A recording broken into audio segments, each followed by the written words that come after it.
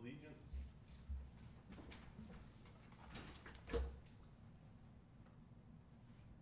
Pledge allegiance to the flag of the United States of America and to the republic for which it stands, one nation, under God, indivisible, with liberty and justice for all.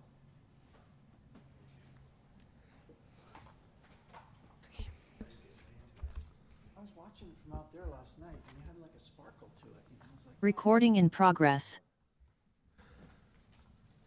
All right. Can I get a roll call, please?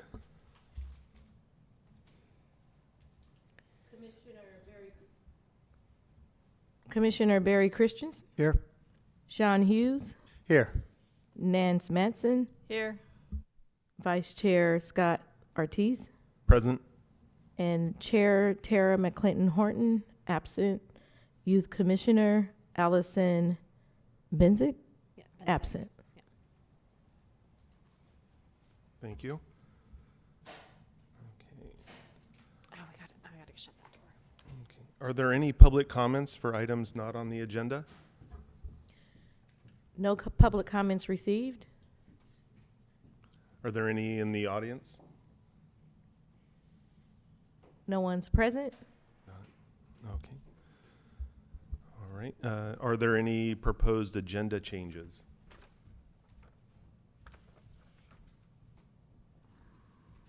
Actually, I did have one maybe for Ally. Are we supposed to get a 2024 schedule?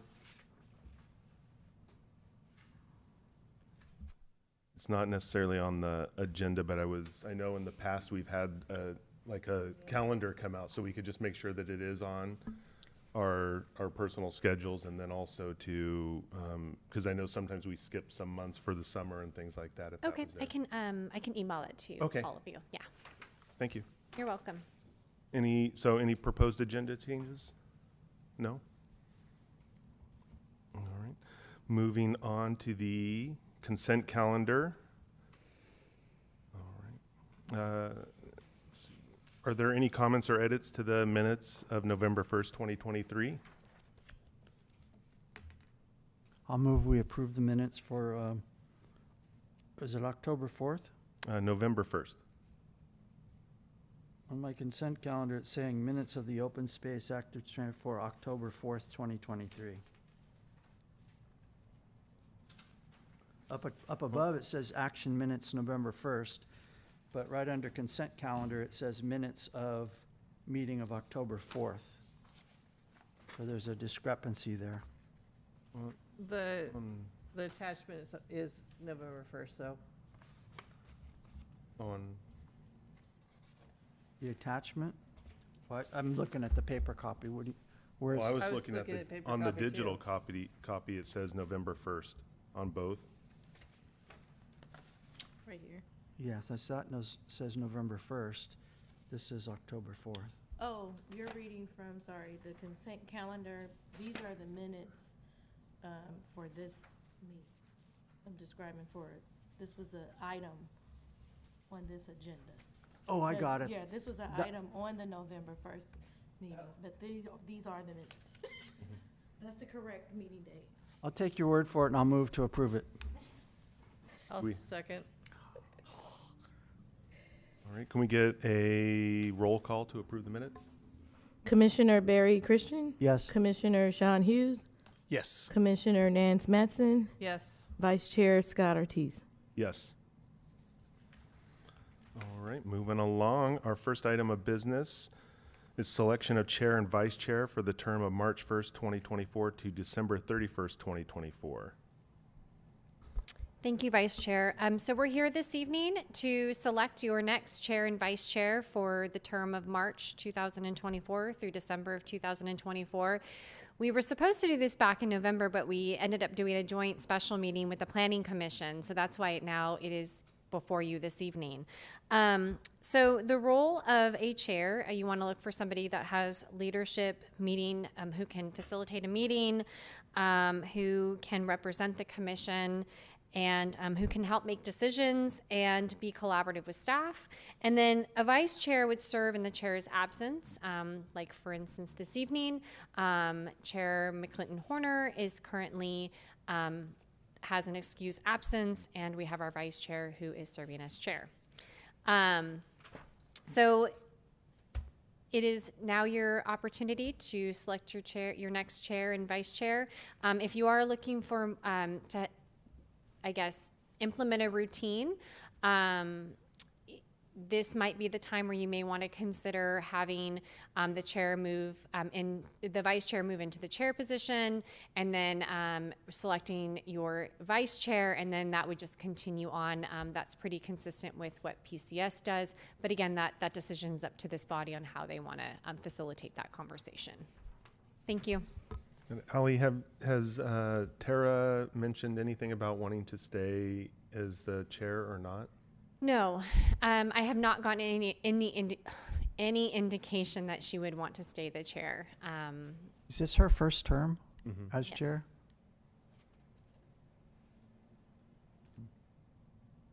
Yeah, and since she's not present, I don't know what her, Was she a vice chair before being chair?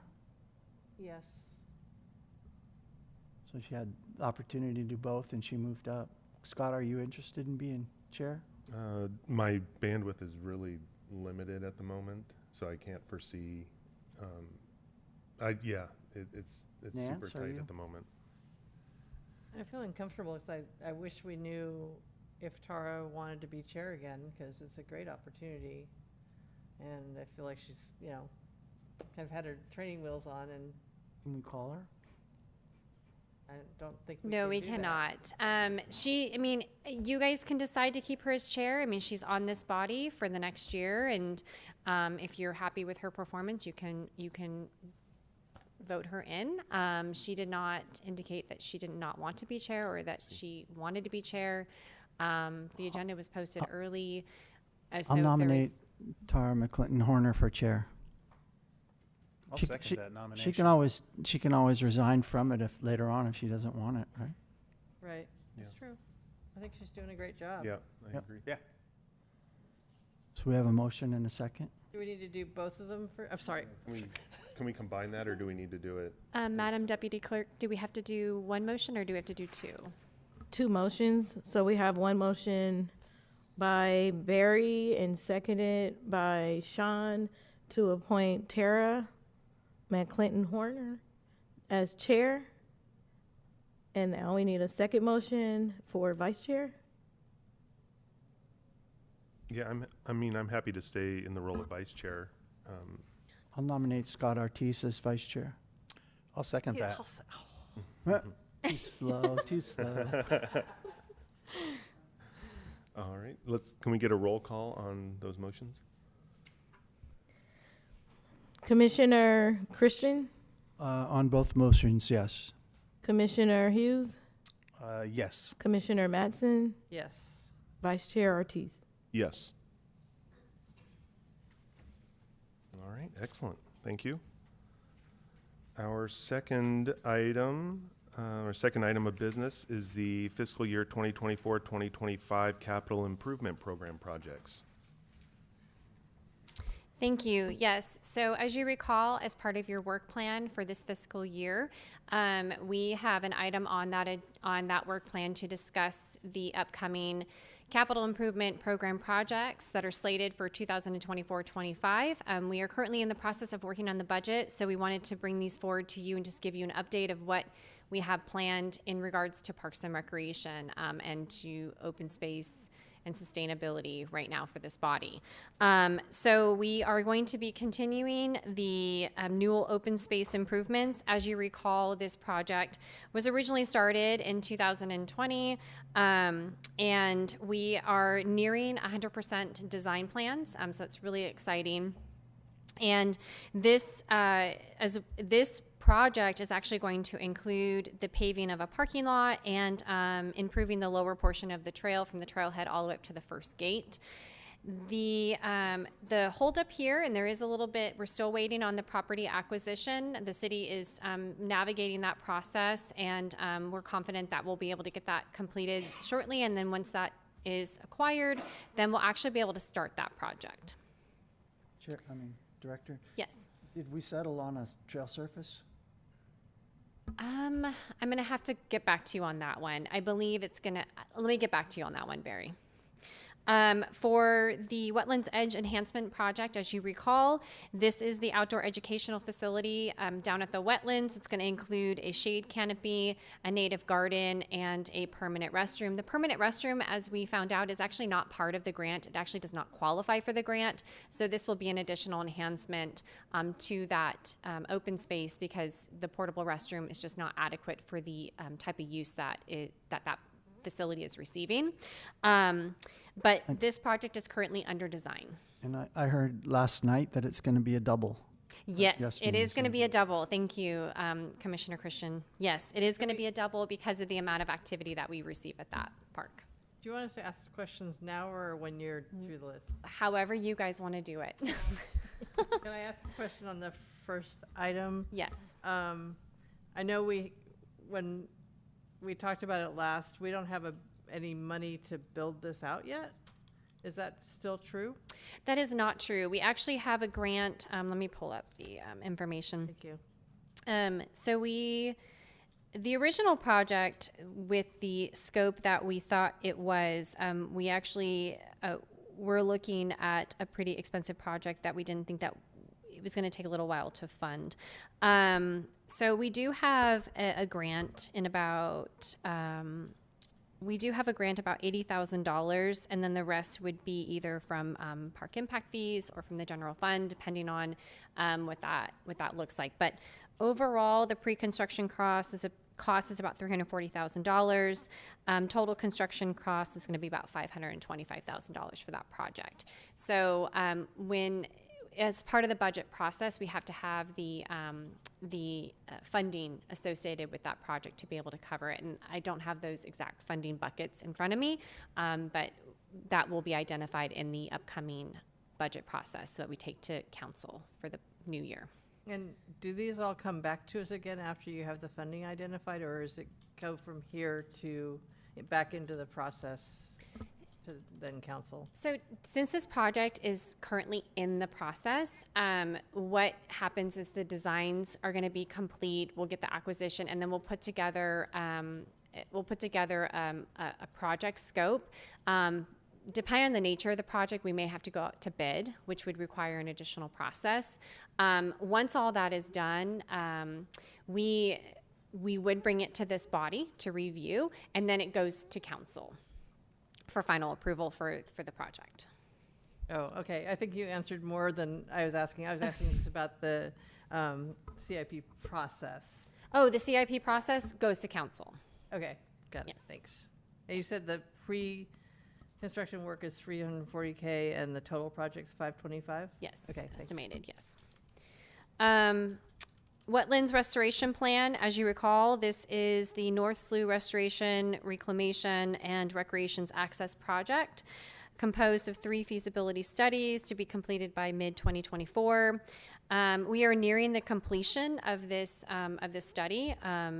We received a draft estimate for all 3 studies, and we received a draft estimate for the 3 studies, and we hope to have this completed by later in 2024 with a draft plan to the Technical Advisory Committee. That's the next steps for that project. All Melvin. right, another question. Draft estimate, you mean to implement the plans? Correct. Okay, thank you. Yes. Melvin Park Improvements.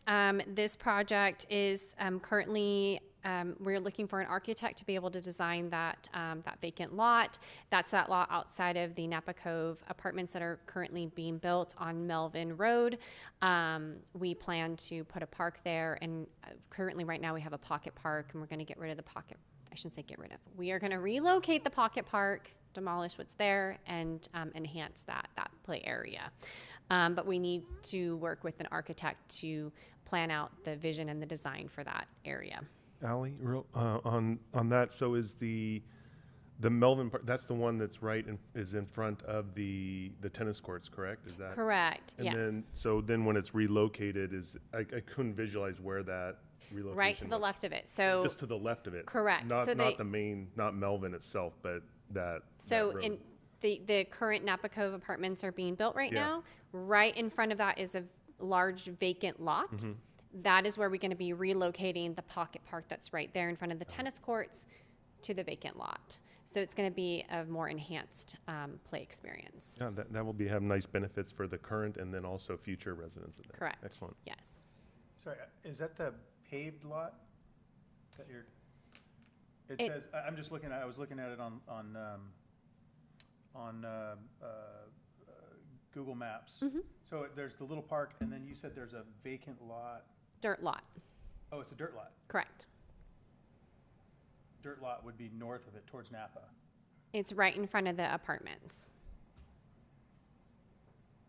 Okay. Oh, I think I see it. So it's on the street side of Melvin. When you see the pocket park, it's going to be right to the left of it, that vacant dirt lot. Okay, Oh, I see. okay.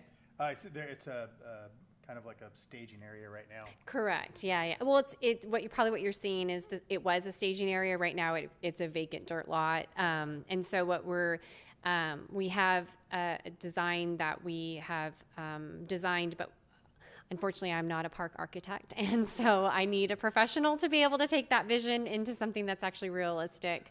So we're trying to find that person to be able to do that for us. Cool. What's the, if you have it, what's the approximate square footage on that, or acreage? Looks like maybe not even an acre. It's not even an acre. I'm gonna have to get back. I think it's like a quarter of an acre. I'm gonna have to get back to you on the exact what No, that that's is. I get the idea. Melvin Tennis Courts. We are aware that Melvin's tennis courts need to be resurfaced. We have solicited 2 proposals to be able to get that project done, and that project will most likely need to go out to bid, and so that's where we're at right now with that project. Aquatics facility improvements. We have on here to replaster the main pool, add the redo the pool deck and expand the play pool and play pool area, and potentially add some sort of water feature to the current aquatic facility.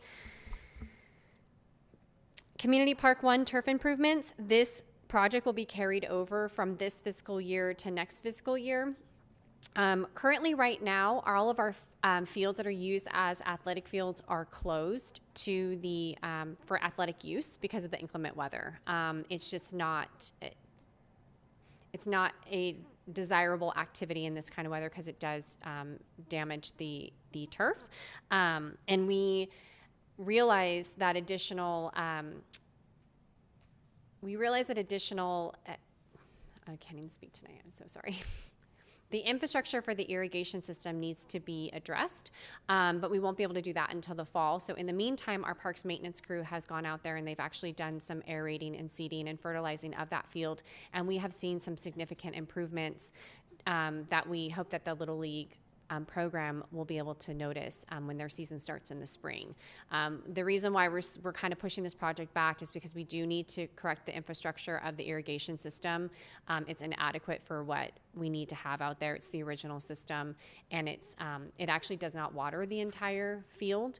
And so we really want to correct that. And so once that project is going to fix the irrigation system, and then it's going to come back through and refix the sod in the area that we have to trench for the irrigation system. But we think that will occur in the fall. Linwood Park improvements. This is an additional project for Linwood to look at the untouched areas that were not part of the playground replacement project. There is a section of that park that has sand where the knoll is, and so we'd really like to kind of enhance that, bring some ADA access from the Adult Activity Center into that park, and so that's what we would like to focus on there. Recreation Center upgrades. The idea there is that's actually supposed to be not on here because this one, I think, is going to be slated for 25-26, so that is a typo. I apologize about that. So please disregard that one. And then lastly, we're going to add, excuse me, two last things. We're going to add Veterans Park. The City Council has allocated repair and replacement funds for us to be able to repair and replace amenities, park and facility amenities throughout the city. And the Parks and Community Services Commission went through a process and they identified and prioritized based off of the amenities that we have, what we would like to address first. Two of those projects is going to include the Veterans Park and Community Park 1 playground and surface update. Veterans Park is, although it's not the oldest park playground in our city, it's one of the most difficult to replace because of the manufacturer being overseas. Once a piece of equipment breaks, it's really hard to get it replaced. It takes a really long time, and in some cases, we just can't get it. So we would really like to replace that playground with a company that is more local, where we know we can actually order a part when something breaks and get it within a decent amount of time. Community Park 1, that playground was installed in 2002, and then it had a brief update in 2006. And we would just like to redo the playground and the surface there because it's looking like it's time to be able to do that. And that is a fairly popular park. It's where we have our picnic reservations. We have 2 athletic youth groups that use that field for both baseball and football. So it's a well-loved, well-used park. Thank you. I have a question. Any questions? Yeah. Yeah. Is there a way for us to advocate for projects to be placed on this list? Get into Absolutely, yes. What I'm thinking of is Paoli Loop Road. The Green Island Road is gonna get the Vine Trail out to Highway 29 and Green Island Road. But in terms of a Class 1 trail, there isn't really, well, there's a narrow sidewalk underneath the overpass, the Paoli Loop overpass. And there's also been big rig turnovers in there. So that's some ideas I've been thinking about are, number one, if you put stop signs at the entrances to both directions, that would slow the big rigs to a stop. And then they couldn't go more than they can't accelerate more than 5 miles an hour to get through there. So it'd be safer for pedestrians and less rollovers. And the other part with the 4 feet, the engineering would be, Vine Trail looked at that, and the engineering would be really expensive to try to expand that. But I'm thinking in terms of just making it useful. Right now it's open, you can walk through there. And I'm thinking in terms of like a sign or a warning sign that says, okay, it's 4 feet, we would prefer that it were wider, but this is a narrow section, and it's only because it's a crossing. You're not crossing over the highway, but you're crossing under the highway, so it's still a crossing. And the idea would be to get it kind of up to snuff so that maybe the Vine Trail could claim that that's completed, that it's actually part of a Class 1 trail with certain restrictions, so that it could be said that, yeah, okay, we recognize it's only 4 feet, it's substandard, but we're putting warning signs letting people know it's not full Class 1 width. And that can allow us, so if they want to apply for a grant, like a larger grant, with all these smaller projects included, they could say, well, this will basically complete it. The only other option there is well, 2 options. One, abandon that route and use the Bay Trail route, which would mean you'd go west from Devlin on Green Island, and then turn left Commerce through the wetlands, the eucalyptus, get onto wetlands edge and that way. Or if the Hess Properties gets developed, there would be and then the Vine Trail could come down, and up at the waste management facility at South Kelly Road, they could just cross there and come down on the Hess thing. But in terms of what the city could do, I'm wondering the feasibility and the motivation we would have to say, okay, let's clean this up. There's 2 entrance paths that come by that lead into that underpass, and they look like they were trails at one time. They're kind of degraded asphalt, but they're graded.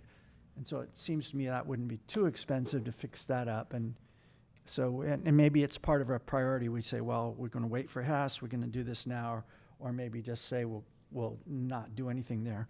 but it's the Watson Ranch connection. So if you come down from Devlin and Green Island and go out to Paoli, if you can cross underneath Paoli Loop, then that gets you onto the Watson Ranch, which is the Vine Trail route that runs all the way south. So I'm not speaking on behalf of the Vine Trail, but I'm associated with them, so I know what these issues are, and just in terms of having a discussion about it, whether it would be useful or viable.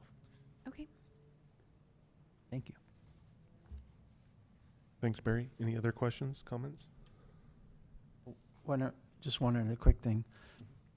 We could market the heck out of it too. We could call it the tiniest trail in Napa Valley. You could have a T-shirt that says, "I rode the Paoli Loop Trail," right? People come to San Francisco and they get up above Lombard Street, right? And that street's not standard, crookedest street in the world, but people come from all over. So, we could have our own little. Barry, I think you're hired to our marketing team. Yes, Let's go. thank you. Other, Sean? Thank you, Holly. You're welcome. Do you want to open up for public comment? Yes. There are no public comments. All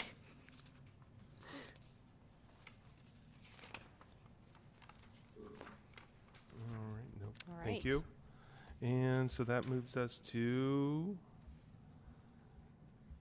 item number 3, which is the Newell Open Space Preserve Standard Operating and Maintenance Procedures. Great, thank you. So, good evening, Vice Chair and Commissioners.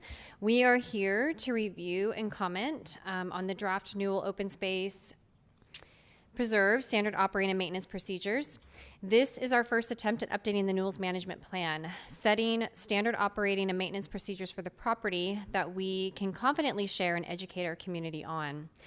Recognizing and understanding the uniqueness of the type of property Newell is, and identifying trail standards for Newell's trail system. As much as I wish I could say that we used other agencies as a reference, that was not the case. A lot of the time and energy and research went into creating this unique document, and it is a creative approach of combining what we know, what we need to do, and what we are already doing. As you recall, the city acquired the property from the Newell family in 1999. The Newell Open Space Preserve Management Plan was created and adopted by the City Council in November 2001. In 2015, the City of American Canyon, with the help of many community members, obtained public access to this property. Since then, the management plan has not been updated. On June 20th, 2023, the City Council approved the OSAT's fiscal year 2023-24 work plan, which included updating the management plan. At the September 6th OSAT meeting, the Commission agreed that the management plan is a valuable and useful document. However, the plan is missing a section on how to operate and maintain an agricultural open space property with active year-round cattle grazing with public access for passive recreational use. At the October 3rd, 2023 OSAT's Commission meeting, the Commission memorialized the public access efforts achieved in 2015 to present day. This baseline document outlined the city and the land trust efforts in solidifying public access over the years and is consistent with the conservation easement. Since memorializing our baseline regarding public access and confirming this with the land trust and communicating it with the community, we are here in the next steps of the process to discuss the city's standard operating and maintenance procedures for the type of property we are managing and operating to help us move forward in updating the management plan to the current present day. The property has 7 conservation values. In order, per the conservation easement, is natural, scenic, open space, historical, agricultural, educational, and recreational. Newell is a multi-use property. That 1 is an agricultural land. 2 has open and active year-round cattle grazing with the Azevedo family. 3, it's a preserve that will remain in its natural condition to ensure the protection of habitats, wildlife, ecosystems, sensitive species, and the biodiversity. And 4, open for low density and passive recreational use, which can include, per the conservation easement, hiking, horseback riding, bicycling, overnight tent camping, casual picnicking, wildlife observation, nature study, environmental education, photography, kite flying, scenery painting, and meditation. With trying to manage and operate a year-round facility which is exposed to the natural elements of nature, we have realized we need to implement seasonality to this property when it comes to public access. By adapting our operations to ebb and flow with the natural patterns, we are able to ensure the multiple objectives we are trying to achieve by safeguarding the public, protecting the ecological integrity of the preserve, and protecting our resources and infrastructure. The preserve is open year-round from sunrise to sunset for public access. However, the property may close periodically throughout the year due to maintenance, inclement weather conditions, poor air quality, excessive heat, poor trail conditions, or red flag warnings. This thoughtful management approach is considered to be a best practice with other open space preserves, and in some cases may be a direction from our partners like the American Canyon Fire Protection District, Napa County, and CAL FIRE. You may have noticed that we recently implemented these seasonal closures. Currently, Newell Open Space is closed to the public due to the inclement weather conditions and will remain closed until it stops raining and the trails have dried out. Depending on the nature of the closure, there may be times in which the park is open, but certain portions of the trail system is closed. This too will be monitored by city staff. After better understanding the different classes of trail systems, we were able to determine that with its moderate terrain, Newell's trail system is classified as Class 2, multi-use for cyclists, equestrians, and pedestrians. As previously discussed on October 3rd, managing and operating a multi-use trail system can be difficult as each activity has its own needs and expectations. However, multi-use trails represent a compromise between all of the groups. The trail system will remain in its natural condition due to the natural seasonality of this property. Trail conditions may vary depending on the time of year, the impact of rains and storms, nature, maintenance, and other occurrences. I wanted to take a moment and visit the property's rules. As you recall, the majority of the rules within this document were discussed in detail on October 3rd at the OSATS Commission meeting, where the Land Trust participated in our conversation memorializing the public access efforts that have been achieved in 2015 to present day. It's important to remind ourselves that these rules are where we are today, both with the city's municipal code and the conservation easement. I also wanted to note that I have a couple corrections after speaking with Kara Werner with the Napa County Bike Coalition. With her help and insight, we will be making the following changes to the following rules. Number 3, rewriting it to match the current Muni Code with the city. This was a staff error that will be corrected. So now it will say bicyclists shall wear a helmet in accordance with the California Vehicle Code Section 21200. Number 15, making it more simpler. How it was written was confusing and unclear and matches the current Muni Code with the city. So it's going to state no motorized vehicles other than city vehicles and equipment. And then add number 17 to clearly identify that bicycles are allowed in Newell. However, e-bikes are prohibited at this time due to the conservation easement. As you recall, we spent a great deal of time in October, and we understand the community's desires for this recreational activity to occur in Newell. However, we need to get this type of activity approved by the Land Trust before we can officially allow it, which means this is open for discussion with the Land Trust in the future. We all know that Newell is a regional draw and something to be proud of. However, we recognize we need to do a better job at maintaining our trail system and to ensure a safe and enjoyable user experience and to ensure we are protecting our resources and infrastructure. To that, we have created an evaluation process that will occur throughout the year and in some cases more frequently than normal due to the weather. It's important to note that if at any time a property or portions of the property are deemed to be unsafe or unusable, the city will close all or some portions of the property. An inventory list will be created based on the physical assets of the property and trail, including trail signage, seating, etc., and will be kept up to date on an annual basis. In addition, seasonal inspections will occur throughout the year, with a minimum of 4 times a year: summer, fall, winter, and spring. These inspections will be documented by city staff, and a maintenance plan will be created and developed. Maintenance will be prioritized from low to emergency. Low being tasks and work needed to be done, but not vital to the day-to-day operations of the property, to emergency, which takes priority above all other maintenance tasks, that includes danger to life, health, safety, security, or operational damage to the property. Now that we understand how we will conduct our inspections and prioritize our maintenance, it's important to understand when maintenance will occur. Maintenance of the property will occur between the months of March through November. This will be dependent on weather. This timeline is enforced by state and local agencies. We sometimes, depending on the nature of the work, we may have some flexibility. A good example of this is Ridge Trail Day, which occurs each year the first weekend of November. Due to the nature of the work, we have to submit a letter of exemption, and the weather has to cooperate with us to be able to participate in this annual activity. Grading will only occur during the dry months, May 15th through October 15th. Grading a trail system will only occur on an as-needed basis.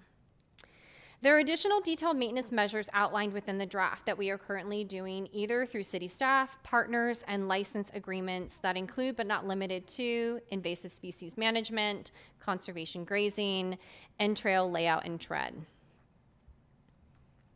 The draft before you this evening has been reviewed by our Public Works Director, Erica Almond-Smithies, our Parks Maintenance Team, our Open Space Recreation Coordinator, and the Land Trust. In addition to develop this content, we researched and reached out to the following organizations: the Solano Land Trust, the City of Napa, East Bay Regional Park District, the Mid-Peninsula Regional Open Space District, the State of California, Napa County Regional Park and Open Space District, and the Open Space Authority, Santa Clara Valley. This concludes my broad, comprehensive overview of the draft standard operating and maintenance procedures before you this evening. Thank you. Great, thank you, Director Ikeda. Go ahead, Matt. This is great. Oops, sorry. This is great, thank you. I had two questions. It was very thorough, and I really appreciate it. The slides are great, too. Really fun. On a couple of the rules, the no motorized vehicle rule, how does that apply to the Azevedos, PG&E, contractors, volunteers? Because it says other than city vehicles, they're prohibited. That is a great question. I'm actually going to allow Commissioner Christian to share his recommendation on how to rewrite that one, because that was something that we talked about privately. Okay, and I have a couple other questions. Do you want those now, or do we want to finish? I'll have him answer I your just question. said except with permission, that if we add that phrase, except with permission, then that, I think that would take care of it, but Okay. whatever it takes. Great. And it looks like you talked to the Azevedos, because now we're saying no dogs on the upper pasture, which is great. So I'm glad that loop was done. And you mentioned, I know we talked about camping last time, so I just want to ask, you mentioned camping in the long list of approved whatever earlier, but in the rules right now, we have no camping. Is camping similar to e-bikes, that at some later date we might want to consider bringing it up? Absolutely. Yeah. The reason why we have no camping on there right now is because we just don't have the infrastructure to support that type of activity. We know at the Land Trust that it is approved recreational activity, so we know that it will be easy enough to roll out if and when we're ready. Just at this point, as in time, there's additional things that we need to do to be able to support that type of activity in that property. Okay, I just wanted to make sure that it still could be on the back burner if we wanted it to Absolutely. come forward. That's it for me. Thanks. Commissioner Hughes? Hey, my comment is about, I think this is going to be a little bit obvious, the no e-bikes. So was that discussed further with somebody, like outside this commission? Was it discussed further, or is this just? We have not ventured down that conversation with the Land Trust. We are trying to focus on updating the Newell Management Plan based off of the approved activities that are currently allowed from 2015 to present day. Once we have our management plan updated, we expect and anticipate to wanting to have that conversation with the Land Trust, as we know that the community desires that type of activity up there. Okay. So it gets discussed with the land trust at a later date, and then. Correct. And that process is a little bit, as Lena had explained on October 4th, it's not Lena making that choice. We actually have to go to the land trust, and then they take it to their board of directors, and then they have a conversation. So there is a process to that. And so I just want to be mindful that that may take some time. But yes, we do plan to have a conversation with the land trust, and because we understand this community's desire to be able to do that type of recreational activity up there. Gotcha. But at this time, we're really just trying to memorialize what we're doing now so we can start the process of updating the management plan, because that is currently on our work plan to do that. And it really should have been done in 2015.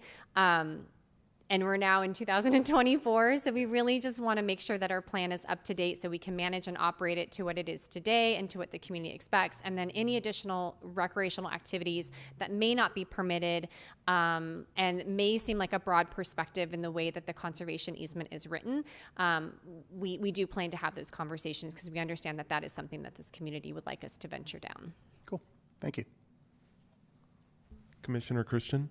Yeah, that's my issue too, and it's a big one for me, and I don't know how to describe it, but in terms of memorializing the existing uses right now are that people are riding e-bikes up there and have been. And your text said that the ban on e-bikes is in order to comply with the conservation easement. So I have to believe that came from the land trust. I'm sorry, I have to, that it's a bias. And I have to be careful, I have to walk a tightrope because I have tremendous respect and admiration for the land trust. I've been their volunteer conservation easement monitor for Newell since it opened in 1999.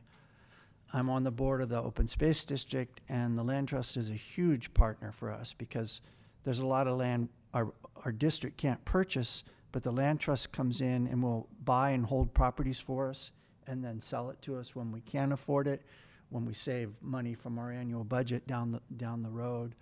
The Land Trust will tell you this, they're not in the recreation business, and that's why they're such a great partner for the Land Trust, for the Open Space District, because the Open Space District is public access, and the Land Trust really isn't.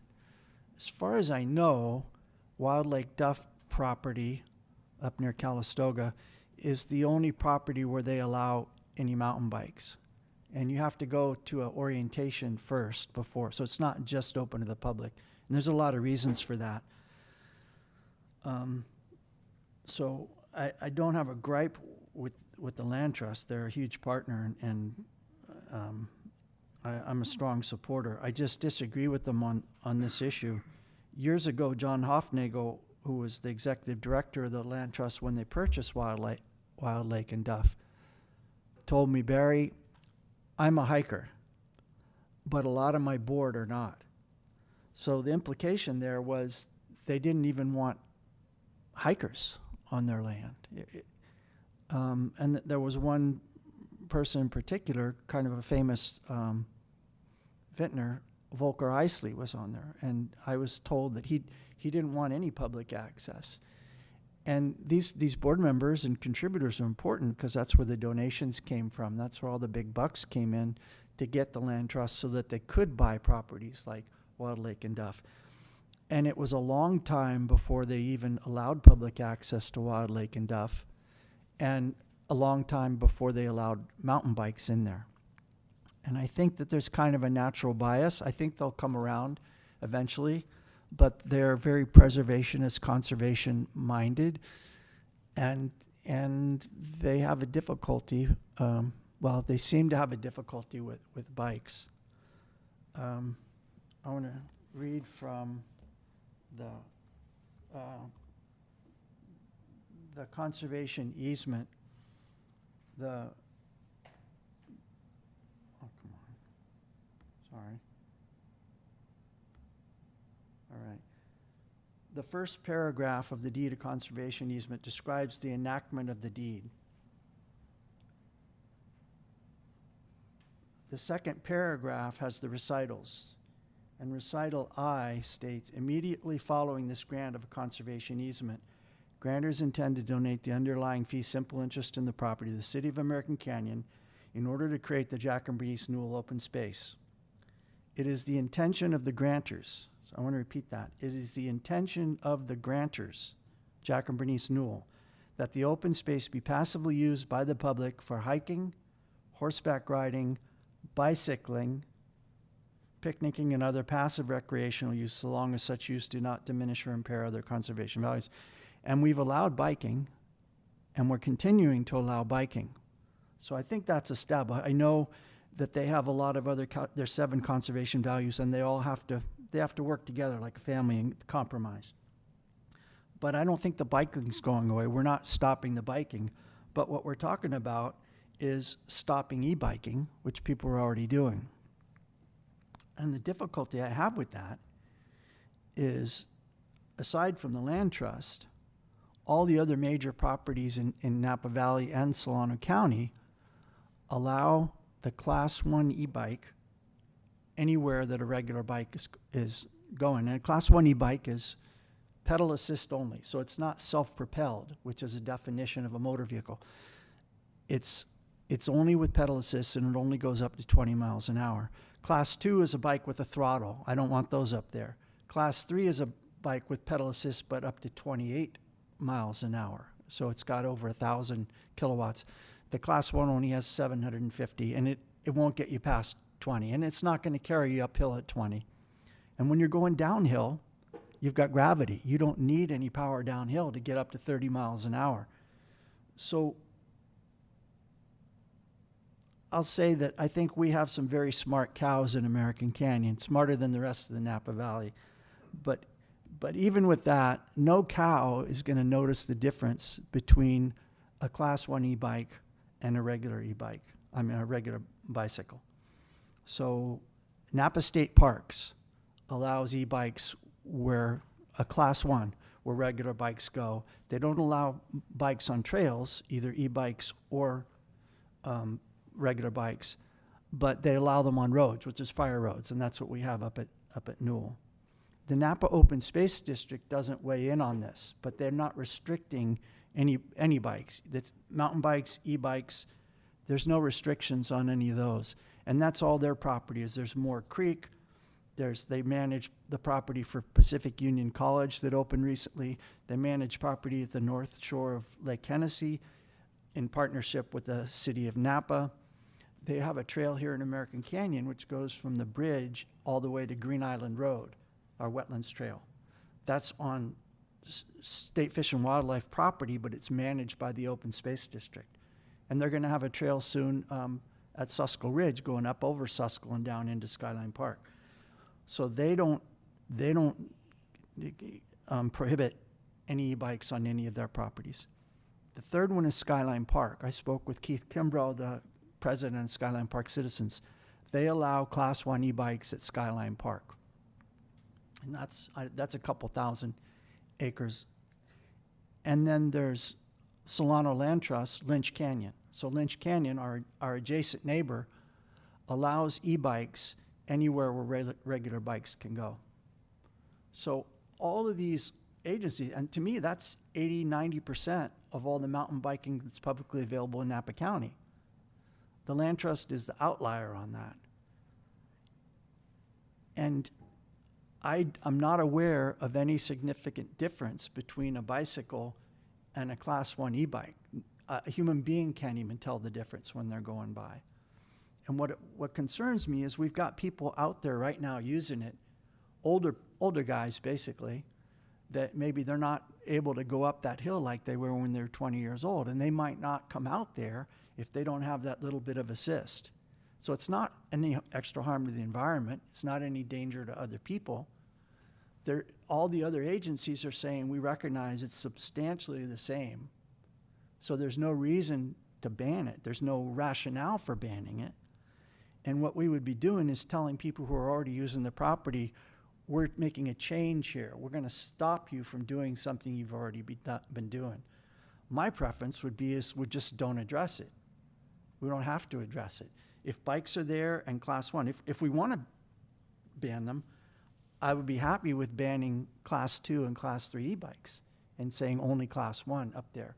But to tell people who are not doing any harm, they're not creating any problem, and to come along and say, we've decided that we're going to take this away from you, just seems really wrong-headed to me. And I'm kind of adamant about this. If somebody can give me a rationale, a reason why, except maybe some bias against bicycles in the first place, but the state of California, the vehicle code says an e-bike is a bicycle. It's not a motor vehicle. I think that's it. I'm strongly opposed to creating a rule here that bans something that's already in use. If we're memorializing it, let's start with what we're already doing. And if there's a reason to take something away, yeah, let's take it away. But if people are already using it and we can't figure out, no one's proposed to me a reason. The only reason I've heard so far is we have to do it to comply with the conservation easement. But the conservation easement says bicycling is and the intent of the grantors, and nobody recognizes any substantial difference between a regular bicycle and a class one bicycle. So we're discriminating on no rational basis. No, there's nothing in here, no evidence, no argument to say why we should ban them. So I just think it's wrong, and I'm strongly opposed to it. Thank you. Thanks, Barry. Commissioner Mattson? Oh, go ahead. You haven't gotten a chance to That's okay, I'll go at the end. I just realized there are a couple of things in the narrative, and I wasn't, because it's actually going to be a chapter. Routine maintenance, grading to the trail system will occur only on an as-needed basis. The Azovito's contract requires them to grade, and I'm assuming the reason the wording is here because it's contract language that says they need to do it, but that's not part of the management plan, right? Correct. Okay. Yeah. So their license, we actually work with the Azovito family, and their license does require them to take care of any damage that is created by the cattle and within the pasture area.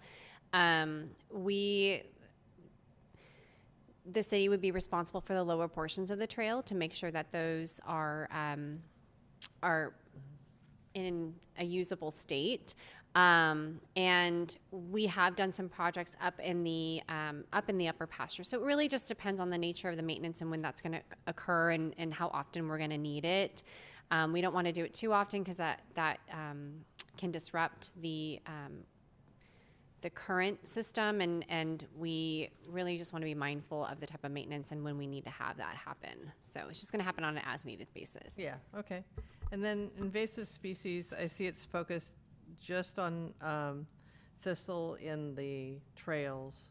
And in the past, we've done conservation projects that have attacked thistles outside the trails.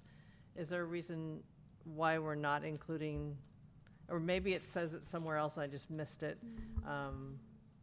That's a great catch. A great catch, because we actually deal with blackberry, we deal with artichoke thistle that is on the hillside and stuff like that. So I can add that to that. Okay. And I did find one copy edit thing. I can. Please, thank you. As much as Probably I your- proofread these things, So please. the next to last paragraph, trail layout and tread. You just don't need the comma after produces. Let me see. But you need, or I'm sorry, it produces should say produces a long-lasting trail tread surface, right? And then you just have 3 inches is plural there at the end of the third sentence Okay, line, thank you. so. Thanks. Commissioner Hughes? Yeah, I wanted to second what Barry said, and in terms of the e-bikes, and curious if that even really does have to be put in this.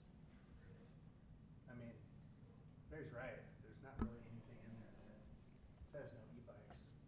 So are we just creating a problem?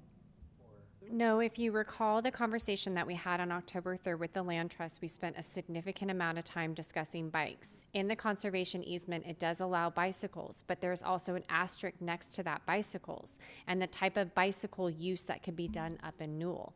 We have not had the discussion. So remember, we have to kind of think about present day where we are.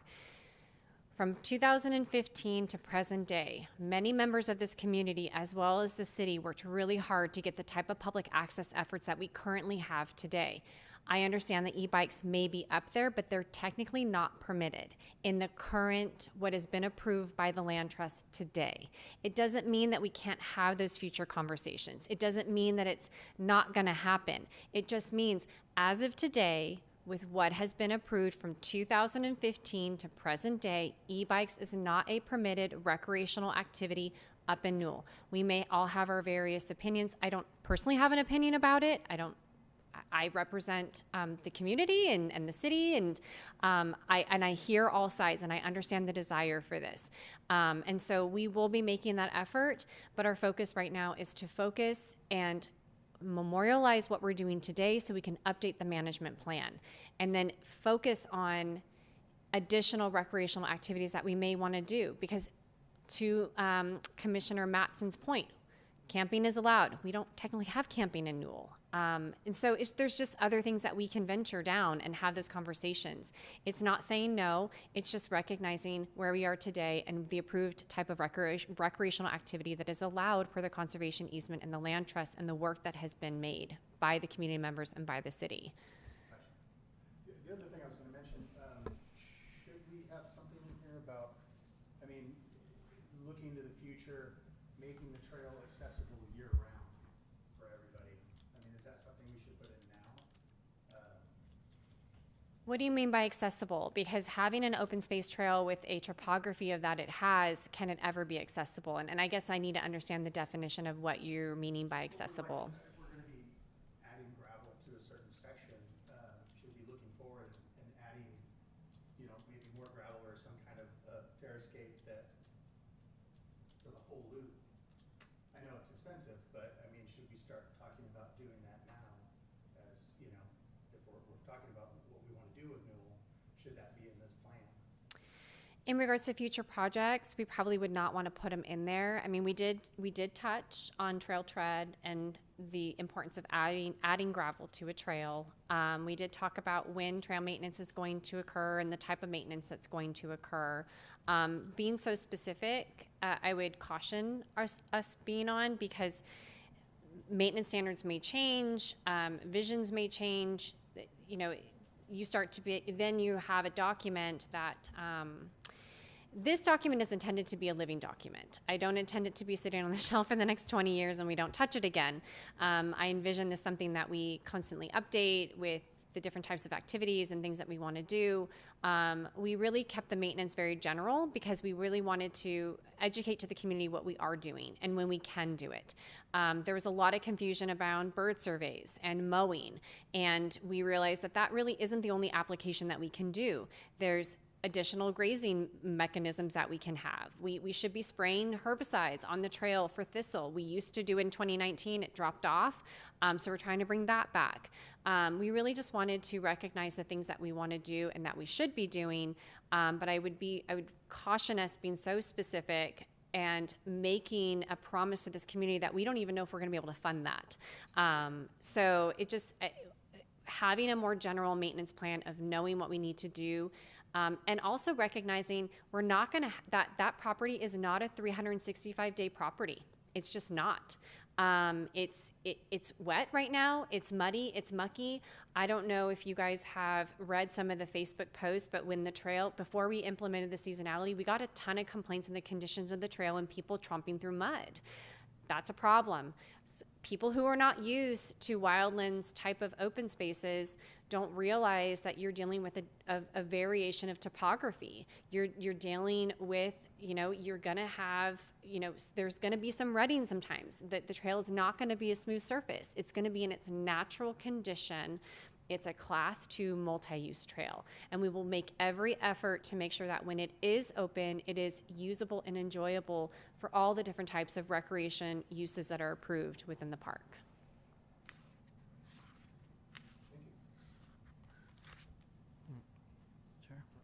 Commissioner Christian? So I agree with Sean on that one, and I think it needs to be aspirational. I think that we need to look, and I've for a long time, I've had this feeling that we could make it much more seasonably available. There's spots where there's natural drainage coming off the hill. It'll get flooded when it's raining, but then when all the water sits in the hill, it's going to continue trickling out from there. And so you'll find that throughout the history of this property, farmers have dug trenches, they've put drains, they've put culverts. They recognize that the water needs to drain off. That whole grading project that was done on the upper Newell was to facilitate the drainage without the erosion. And there's a lot of things that we can do on the lower trails. And talk about best practices, the trail crews at Skyline Park, the trail crews at Lynch Canyon, the trail crews at Moore Creek, when they build trails, this is what they're doing. They're building new trails. They're creating proper drainage. Either by original design when the farmers built these trails, I was always told these were built just so that the police and fire could get in there in the summer to fight fires. That's why they're called fire roads. But they didn't think about the drainage and making them all year. When mountain biking came on the scene, the mountain bikes, people didn't want to give them access, and they realized that in order to get access, they had to get in there and do some work and contribute. And there were some really good books on trail building at that time. And a lot of the mountain bikers, the Cruise Redwood Trails Alliance, a lot of the local trail builders in around the area go out and do specifically that. They change the grading to a proper 4% slope. They harden the trails near the creeks where the water's going to stay. And over time, you are able to much improve the seasonality of that trail. It's being done all around the Bay Area on different parks where there's active management. And maybe we don't have the money to do it, I understand that. But to just ignore it in a plan, a management plan, when it's something that we know can be done and that we would like to see done, I don't know why we wouldn't put it in there. So I would agree with that. And going back to the bikes, I don't recall seeing an asterisk. So can you help me find that asterisk where it says bikes and there's an asterisk? And is the asterisk, does it have a footnote and does it say what it is? Yes, I don't have it in front of me, but yes, and there is an asterisk next to the bicycle list, and it actually has a footnote and explains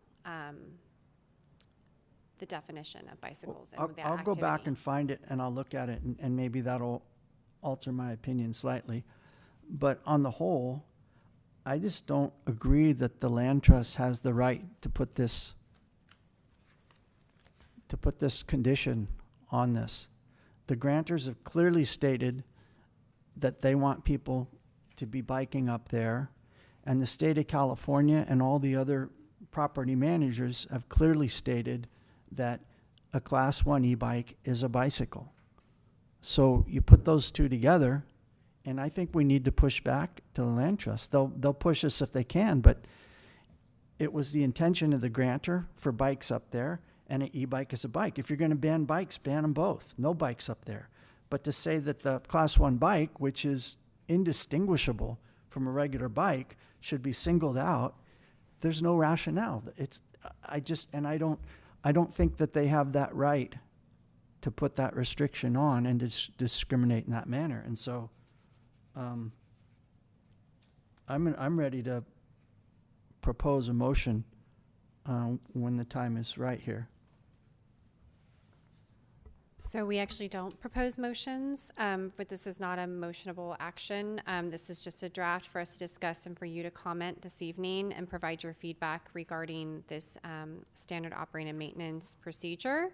Like I mentioned earlier, the conversation with the land trust has not happened. We have every intention of starting that conversation with the land trust when it comes to e-bikes.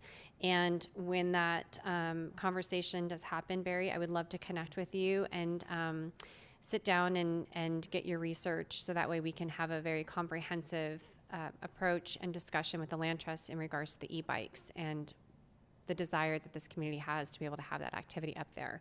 But I really do think we need to move on in regards, because Well, right now. I have a question about when that will be, because you talked about this at some future time. So is this going to be, well, down the road, maybe next year we'll talk to the land trust about it? My advice, and we are advisory to city council, so my advice to city council is going to be that we push back on the land trust on this specific issue. And if the commission doesn't agree, then I'll present my advice separately to the city council, and I'll ask them to push back on this issue. Or if you want to take a poll of the commission here to see what the will of the commission is, what we want our advice to city council to be. Because otherwise we're saying, well, gee, the land trust says this and there's nothing we can do about it. And I think that's inaccurate. I think we have a right to push back, and we can push back. And I don't want to give city council the wrong impression that we can't do anything about this. I think we can, and I think we need to.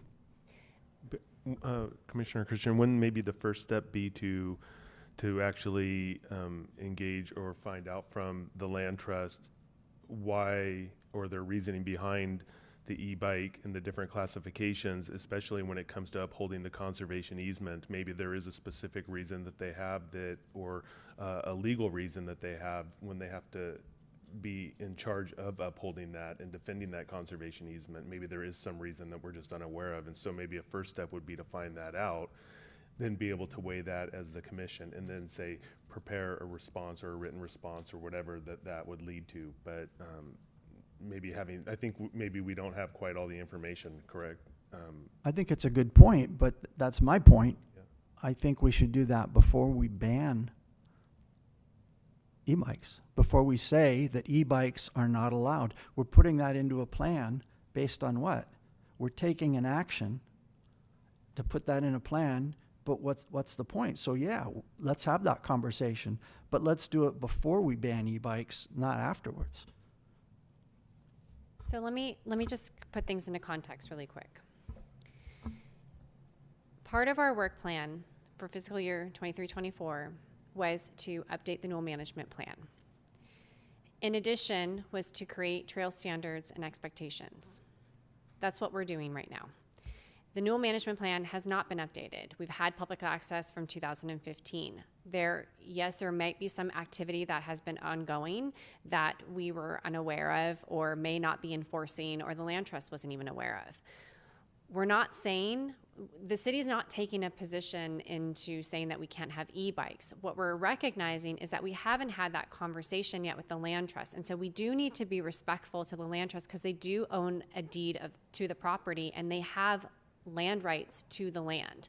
And the conservation easement does allow and say what we can and cannot do up there. And currently right now, e-bikes is not a prohibited type of recreational use.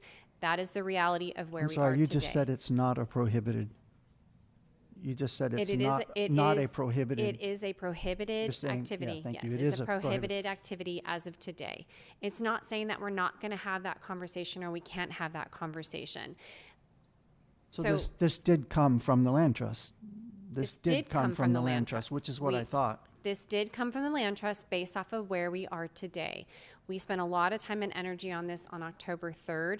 I would really like to focus on the standard operating where we are now, so we can continue our work on updating the management plan. We can take the e-bike issue off to the side, but as of right now, the management plan is going to be written in the way the conservation is and what we have approved access for today. I cannot force the land trust to allow e-bikes. That we have to have that conversation, and the reason why it's not allowed is because we haven't had the conversation, and we know that we need to do that, and we will be having that conversation with them to start this process. But in the meantime, I really think we need to kind of refocus of why we're here this evening. We're not here to discuss and debate the e-bike issue or problem. We're here to establish an operating standard operating and maintenance procedures for the property. And part of that is recognizing that even the rules that we have out there don't even meet the current municipal code. So there are going to be some changes and updates to those rules based off of what we can do and based off of where we are today. Yes, but if that's what we're here for, are we here to just say, okay, the Parks Director decided and this is what it's going to be? I thought we were here to advise City Council, and I thought that these decisions are up to City Council, and that City Council would review this plan and wouldn't just say, okay, we're going to accept this. I thought our job was to advise City Council. So what are we here for if city staff is going to write the plan and then that's the way it's going to be and we're going to move on? I believe that Director Ikeda is taking the comments, if I'm not mistaken, and then presenting that to City Council, like here's the draft and here's some of the comments and feedback. Correct. And then would be able to come for next steps or things that maybe need to be addressed in Correct. upcoming. That's right, and I'm just trying to figure out whether the commission is going to weigh in on this subject or whether I have to weigh in myself directly to City Council. Can I comment? Yeah, please. So. Help me out here. I think the e-bike issue and the camping issue are two things that we weren't aware of. Camping just in terms of resource availability, and e-bikes because of the land trust current rules. What I would suggest is we put those two items on saying, these are two things that we feel need to be explored further. And, you know, I was surprised to hear that we couldn't have e-bikes up there, and I was ready to take my e-bike up there to see if it can get up the hill, and it's like, oh no, I can't do that now. I get it, and I really appreciate, Barry, your talking about, you know, some people really need that additional help to get up to do things that they used to do, and I'm one of those. So I appreciate my e-bike. It helps me get places that I can't do on my own anymore. So I bought an expensive e-bike last year, and an expensive mountain bike last year, and I chose not to buy an e-bike. I'm not fighting this battle for myself. yeah, I don't know. I guess I get what you're saying. I think this document is good given the current situation, and we weren't aware about the e-bike issue with land trusts until we had that meeting. And I think we were all kind of like, oh no, So what do we do now? I have a question on process then. When you take this to the City Council, are you going to say, well, we presented this to the OSATS Commission? Are you going to say they were all in agreement with it? Are you going to say some of them were opposed to it? I mean, what's the process moving forward in that regard? So the point of this evening is for you to review and comment. This document in its whole content, originally, since it's more of an operating procedure, it technically wouldn't go to council, but since there's sensitivity around Newell, this is absolutely something that we would want to take to them and have that conversation with them, especially with the rules. What we would do is we would collect all the comments that are received by this body, because again, we're advisory. And to your point, Commissioner Mattson, we would pull out the camping and the e-bike and say, this is an area that we want to explore more. There was, back in October, we had a very extensive conversation about the desire that this community wants to have e-bikes up in Newell. We know that, we recognize that, and there's still a heavy desire with this commission that we do that work. And I don't know how long that's going to take to have with the land trust. I just don't know. I don't know what they're going to want. I don't know the type of data or research or how that conversation is going to evolve. I still even need to look at the review process of how do you take something to the board for consideration. So that's our plan, is to bring the comments and bring this to them, because we want this to be an educational tool for the community as well. There's a lot of things in here that we're changing. Newell's closed. I don't think it really ever has been closed outside of, the fire. And so this is an opportunity for us to also tell our story and let the community know what we're trying to do and the maintenance things that we're trying to do and really improve that visitor experience. And part of that will be the conversation of the wants and the desires of not only this body, but also what the community wants. I'm fine with pulling it out and letting city council know that we're pulling it out, and that's, I'm sorry, I'm sorry, let me rephrase that. I'm not pulling it out. I would just highlight it and tell them that this would be something that we would be considering further. It has to stay, I shouldn't say it has.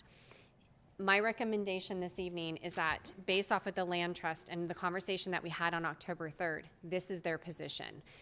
If we don't have that in our rules, I think we are going to have a more serious conversation with the land trust. And I would hate to see, I don't know what the recourse of that would be. We need to caution ourselves on that because like I said, the land trust holds the conservation easement. They do dictate what we can and cannot do up there. They can take away public access. So I really want to caution us and I really want to be sensitive about this because we've spent a lot of time and energy and a lot of work to even get the access that we have. And I understand that there's a lot of sensitivity around e-bikes, but we also need to be respectful to the land trust and their position and where we are today. I think the land trust has its own position, but they have a fiduciary duty to honor the wishes of the grantors. And they can claim that they can do whatever they want because they have that right, but they're guided by what the grantors gave them the permission to do. And to say that the grantors gave them the permission to ban Class 1 e-bikes when they're exactly the same as regular bikes and then allow regular bikes, I disagree that they have that power and that authority. And I want city council to know that. And so if you're not going to pull this out, then it goes back to your original statement is this is how it's going to be written. And so I understand you'll tell city council that some people didn't agree with it and want to discuss it further. I think I'll go to city council and tell them that I have a strong position about this and that we disagree. And I don't know how they can, what they'll think about, well, what do the rest of the commissioners think?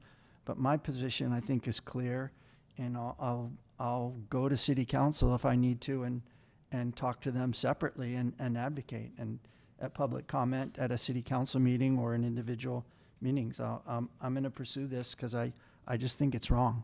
Thank you. Thank you.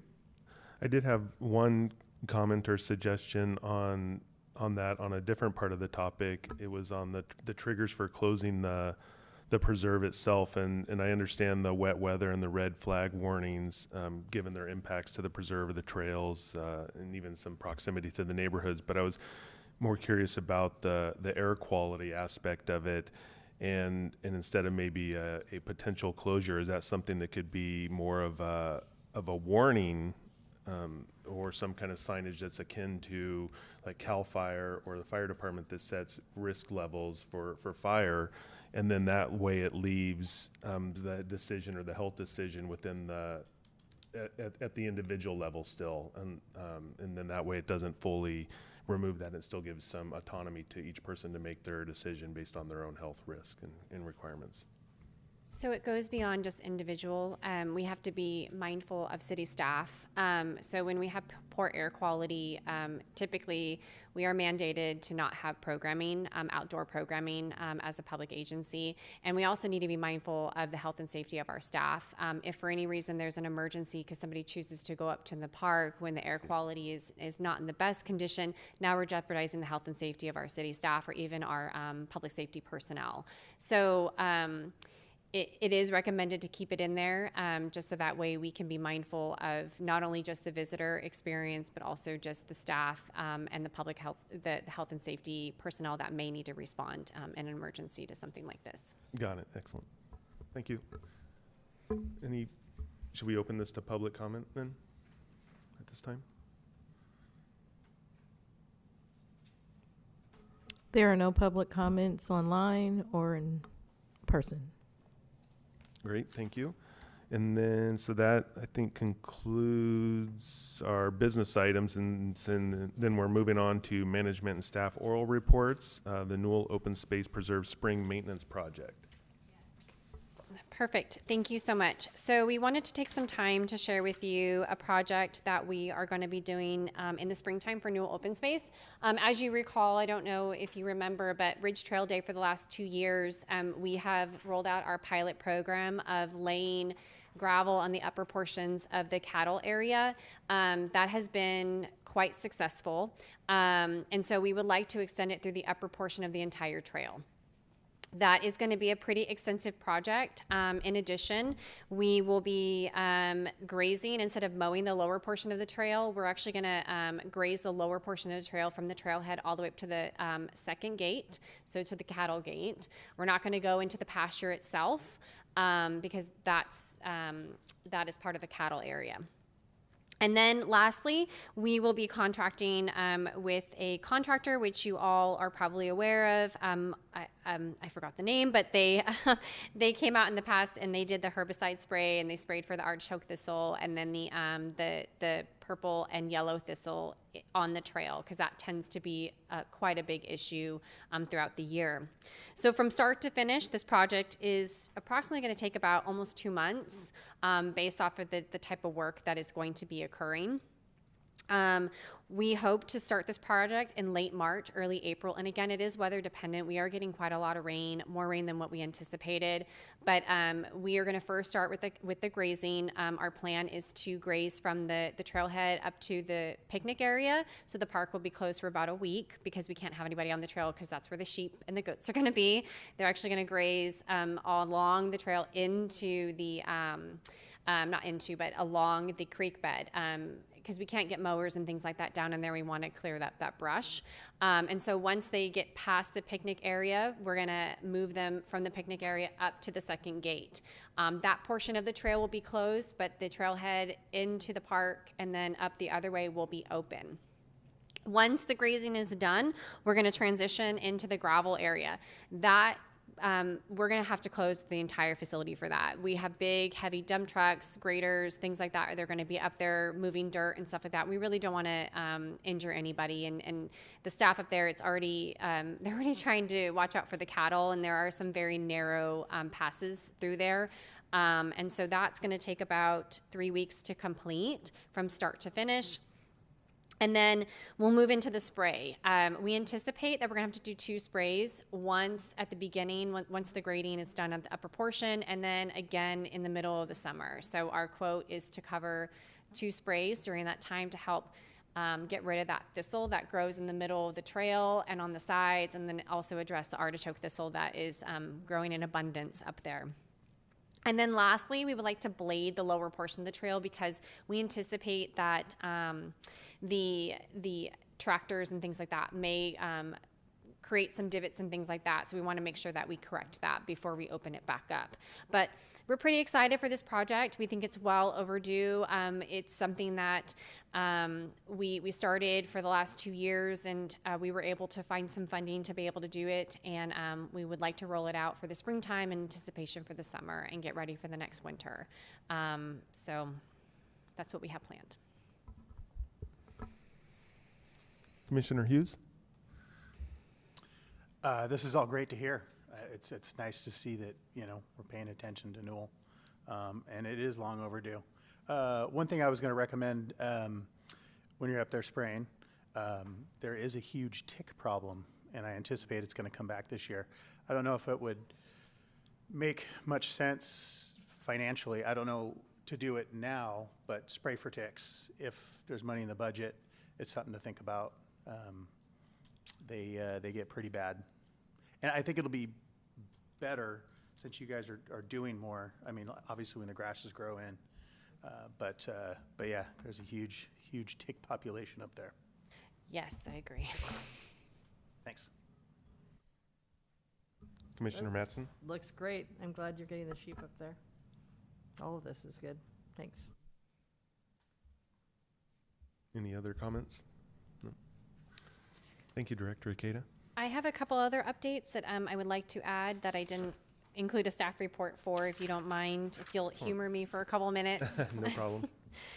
Okay, so as you all know, we kind of talked about it, Newell Open Space is currently closed. We anticipate that closure to occur until the trails dry out. We may have an opportunity to open some portions of the trail, but it's really just going to be dependent on the condition in which we're left with. I also want to let you know that we are going to be installing 2 additional gates. We are noticing that people are driving into the property when they should not be, and also driving into the parking lot and doing donuts. So we are going to be installing a gate at the entrance of the parking lot. So when the park is physically closed, people will not be able to drive into the parking lot and do donuts or ruin the parking lot in its current condition. And then we're going to add an additional gate to the trailheads to prevent people who are not permitted to drive on the trail, so they can't drive on the trail. That really is we're noticing a lot of the damage is right there from the trailhead to the first gate. And we would really like to kind of get that under control, because there is going to be a lot of work that needs to go in there. And with this new project, with the parking lot and the fixing of that portion of the trail, we don't want to see any additional damage to that project. I don't know when that's going to happen, but it's going to be soon. Right now, it's not the best weather condition to be able to install gates, but that is something that I know our parks maintenance team is going to be working on and getting done. I would also like to let you know that on February 10th, we have a Newell invasive species volunteer project. Please spread the word. We're looking for volunteers. That is an opportunity for people to be able, for individuals who are looking for volunteer hours or who want to make a difference in this community. That's a great opportunity. On February 21st, we're going to be having our digital broadcast of State of the City at 6:30 p.m. On February 22nd is going to be an in-person presentation for State of the City at the Adult Activity Center at 11 a.m. And then on March 12th, we have our State of the City, which is our business luncheon, which is hosted by the American Canyon Chamber of Commerce, and that's going to be held at the DoubleTree from 11:30 to 1:30.